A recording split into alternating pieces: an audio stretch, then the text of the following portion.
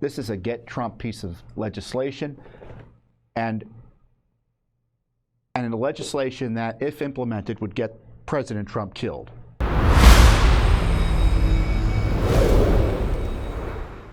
I want to first start with the real threat to the rule of law, which is the threat to the personal freedom of President Trump as a result of this show trial in New York. Now, we're right in the middle of the trial in the sense that there's been a testimony by the former National Enquirer publisher or editor, Mr. Peck, who testified to wanting to, happily, going out and getting the rights to stories and not publishing them because he's a friend of Donald Trump's. And he used to do that for a bunch of other people he was friends with. And somehow that's been transmogrified by the abusers up in New York, the Democratic politician Bragg, his office, and the Democratic politician Merchant, who's allowing this garbage to come into court, to suggest that he's done something wrong or illegal as it relates to federal elections because he was managing press, or people around Trump was managing press stories about him. And I don't understand what the whole point of it is, other than just to get the jury all agitated about gossipy, salacious stories related to Trump. And what's really incredible is there's no detail that I can tell yet, and I talked about this on C-SPAN this morning, about what Trump did wrong. I mean, we have these allegations of him putting in false information into the ledgers. As I call it, he's being prosecuted for writing legal expense or describing a legal expense as a legal expense. But in order for that to be in court right now, they have to suggest it was in furtherance of a felony. And they haven't talked about what that felony is. They've raised all sorts of laws, but who the heck knows what they're pursuing? Certainly, it's not a felony related to federal elections because the law doesn't require the reporting they're suggesting. I mean, under their theory of the law, every candidate who works with a reporter, a friendly reporter or media organization, on managing stories can be prosecuted. I mean, I think I tweeted something like this. Well, this is about the testimony and the outrageousness of the made-up new standards for Trump. An MSNBC fever dream of a trial. Testimony focuses on whether the National Enquirer was helping Trump get elected by publishing positive stories for him. No word on when Democratic presidents will be prosecuted for collusion with MSNBC, ABC, CNN, New York Times, AP, CBS, Washington Post, you know, the media Borg. And of course, I say defund NPR. As you know, NPR's been in the news. I hope you've known that NPR's been in the news over a whistleblower highlighting their bias in anti-Trump corruption and partisanship. On top of that, you've had a real dangerous development in the last few days.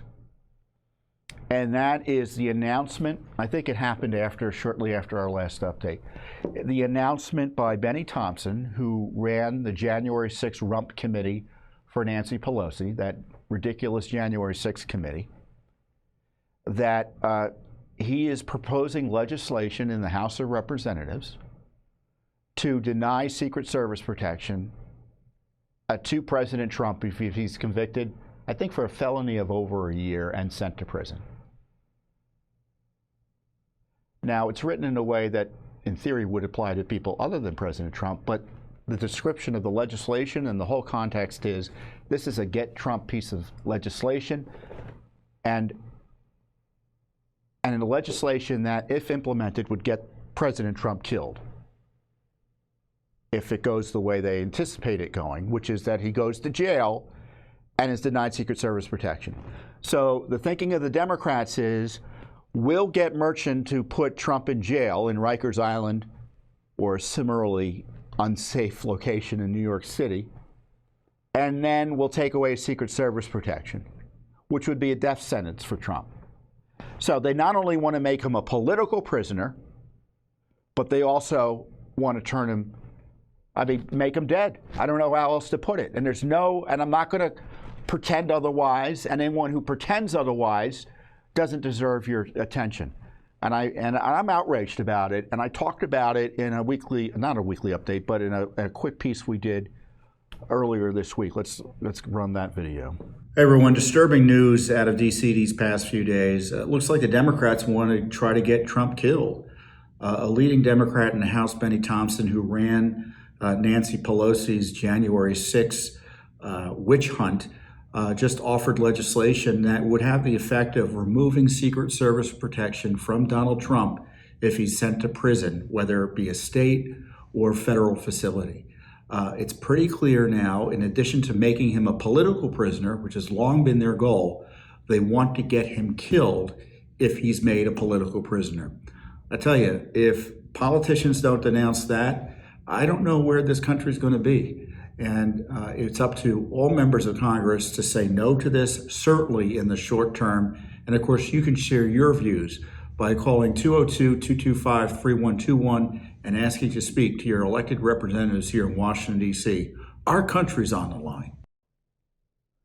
And I was ringing the bell over on Fox Business earlier this week with Maria Bartiromo. Let's go to that tape.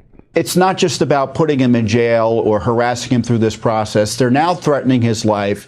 You had Benny Thompson, a leading Democrat in the House last week, say they should take away the Secret Service protection.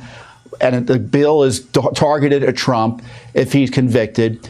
So they want to get him killed if he's convicted. Is that the new Democratic mantra here? And I hope the Supreme Court, when they're considering presidential immunity, takes a look at what the Democrats are planning to do here, which is to deny the president Secret Service protection if he's convicted and place his life at risk. Yeah, I mean, this is pretty darn serious. And they may not even, putting him in jail is such a security issue anyway.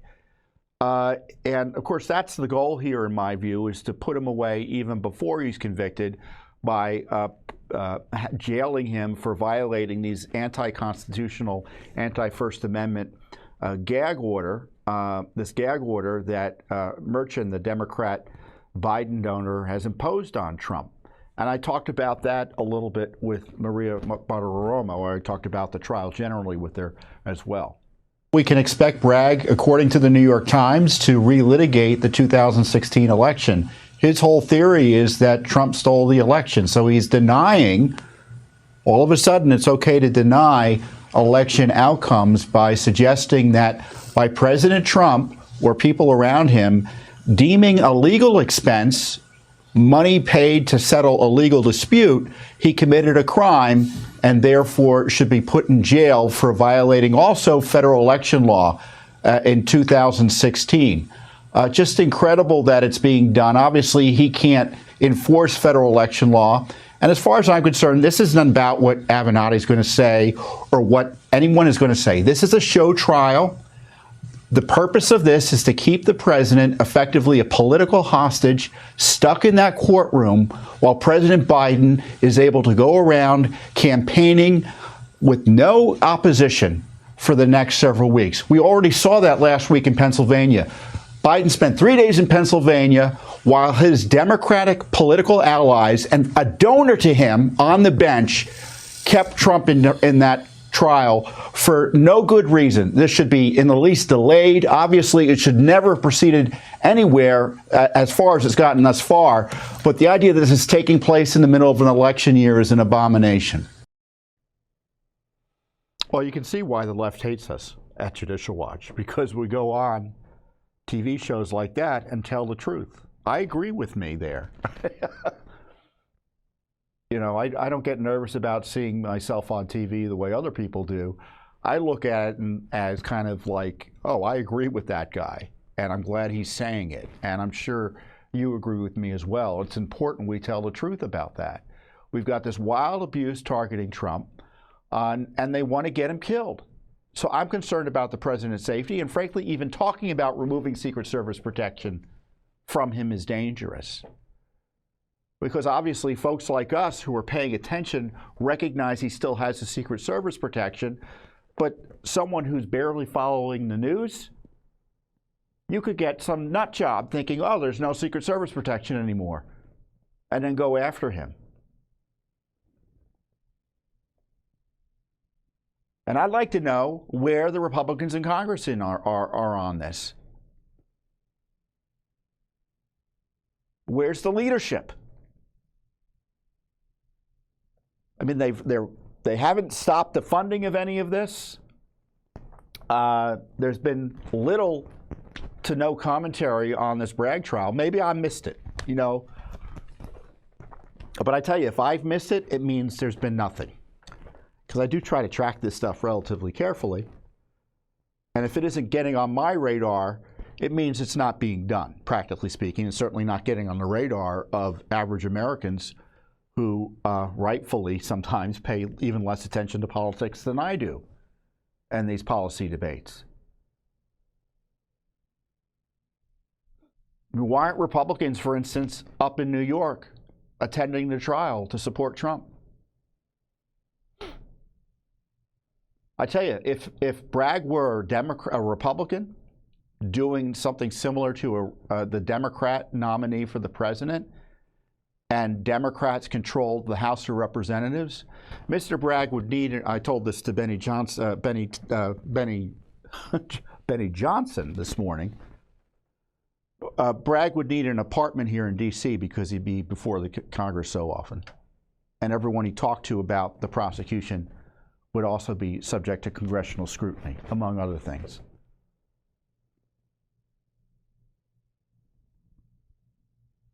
So hopefully the trial just implodes on its own, under its own weight, and that Trump isn't convicted or acquitted outright. Because there could be a hung trial, a hung jury, which would mean they might be able to go back and retry him, or he could get acquitted. But of course, the process is the punishment. They are keeping him held hostage in New York City through this corrupt judicial process. When Mr. Trump, I put out something, well, actually, I tweeted his comments on it the other day, and I thought his comment was well worth considering. Highly conflicted, to put it mildly, Judge Juan Merchan has taken away my constitutional right to free speech. Everybody is allowed to talk and lie about me, but I'm not allowed to defend myself. This is a kangaroo court, and the judge should recuse himself. And I think he's absolutely right. But the process isn't working for him up there, and this is what he said more generally. 4 years ago, I was a very successful and popular president of the United States, and in November, went into an election where I received more votes by far than any other sitting president in the history of our country, and he's talking about 2020. Unfortunately, the election was rigged and stolen, and our once great country has quickly become a nation in serious decline. Tomorrow morning, I report to a New York criminal court for a trial on, somewhat ironically, election interference ruled over by crooked Joe Biden's DOJ before a corrupt and highly conflicted judge. A failed Soros-funded district attorney who didn't want to bring this case, which could have been brought 8 years ago but wasn't, in an almost completely Democrat district. Virtually every legal scholar and expert says that there is no case, no crime, no nothing. It is a sham that should not have been brought except to try and damage Biden's political opponent, me. See you tomorrow morning. And you know, that's what people find appealing about Trump, is that he kind of tells the truth in succinct, in a direct way. But you know, remember, the lawyer, the prosecutor who made the opening argument just 2 years ago or 3 years ago, maybe a bit longer, was Joe Biden's appointee to a number 3 slot, I think, at the Justice Department. And then he slid over to Bragg's office to help him prosecute Trump. So Trump is absolutely right that this is a Democrat operation. I mean, if you have a revolving door between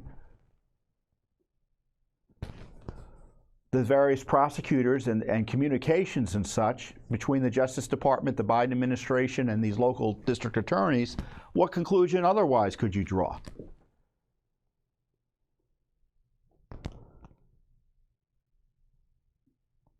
And it's worsening. You had new indictments in Arizona of people in Trump world. They avoided Trump directly, but it's kind of a repeat of Fulton County.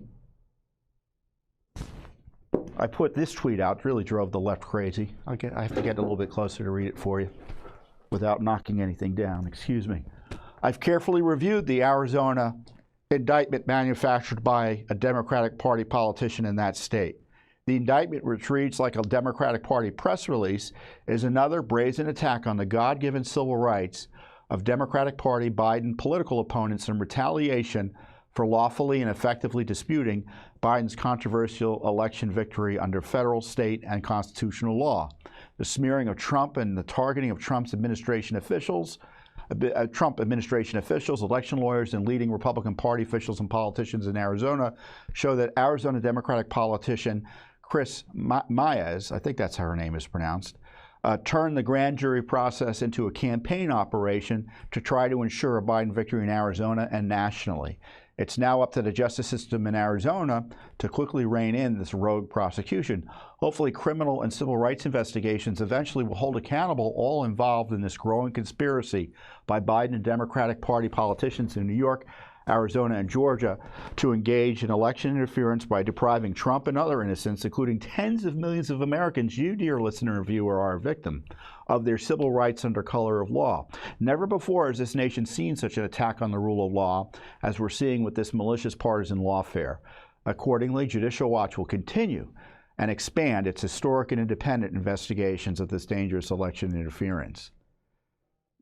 There you've got in Arizona, they are prosecuting senior government officials in Arizona, Republican, party leaders, legislators. It's obviously political. It's not much better than the Fani Willis craziness or what's happening up here in Washington, D.C., targeting Trump and others. It's all part of this lawfare. And the next honest president should appoint a special counsel or direct appropriate law enforcement authorities to investigate that attack on our civil rights and the civil rights of Trump and many other innocent Americans. Thanks for watching. Don't forget to hit that subscribe button and like our video down below.